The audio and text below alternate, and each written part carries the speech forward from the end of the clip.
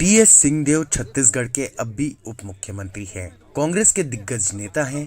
पिछली बार जब कांग्रेस छत्तीसगढ़ का चुनाव जीती थी तो मुख्यमंत्री पद के दावेदार थे, लेकिन इस बार चुनाव में उनकी ऐसी हार हुई है जिस पर उन्हें बार बार अफसोस हो रहा होगा कि काश 100 वोटों का किसी तरह इंतजाम कर लिए होते। सिंहदेव सिर्फ 94 वोटों से हार गए। पूरा पूरा सरप्राइज था, क्योंकि विश्वास था, भरोसा था कि जीतेंगे। भारतीय जनता पार्टी खास करके ट्राइबल बेल्ट में बस्तर और सरगुजा संभाग, बस्तर की 12 सीटें, सरगुजा की 14 सीटें, इसमें 12 में से 4 ही सीट कांग्रेस जीत पाई बस्तर में, और सरगुजा संभाग में एक भी नहीं जीत पाई। तो ये जो एकदम से बड़ा गैप आया, ये हार का कारण कांग्रेस का बन गया। सिर्फ सिंहदेव ही नहीं बल्कि छत्तीसगढ़ में ऐसी 12 हार हुई हैं जो 5000 से भी कम वोटों के फासले से हुई हैं। छत्तीसगढ़ में बीजेपी के 4 विधायक 5000 से कम वोटों से जीते हैं, जबकि कांग्रेस के ऐसे विधायकों की संख्या 7 है। अगर ये 12 की 12 सीटें बीजेपी को ही मिल जाती तो भी उसके विधायकों की संख्या 54 से बढ़कर 62 हो जाती, यानी जीत 2/3 बहुमत से हो जाती। इनमें 2 विधायक तो ऐसे हैं जिनमें किसी ने 18 वोटों से विजय पाई है तो किसी ने 94 वोटों से।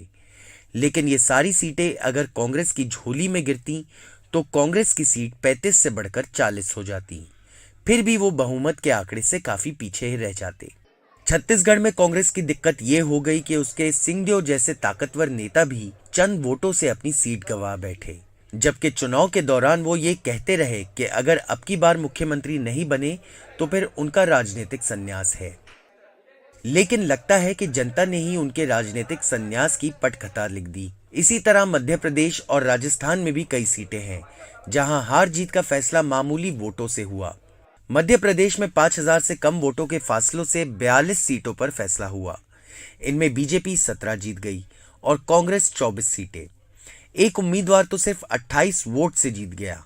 लेकिन अगर मामूली मार्जिन से जीती गई ये सारी की सारी सीटें कांग्रेस को भी चली गई होती तो उसके खाते में 18 और सीटें जुड़ जाती। इस तरह 84 सीटें तक पहुंचकर भी वो बहुमत से काफी पीछे ही रह जाती। यानी कांग्रेस जिस हार पर हाथ मल रही है वो हाथ मलने वाली नौबत तब भी रहती। इस मुकाबले में हम मध्य प्रदेश के मतदाताओं का फैसला स्वीकार करते हैं। आज विरोधी दल के नाते और आगे भी जो हमारा कर्तव्य है, हम उस कर्तव्य पर डटे रहेंगे।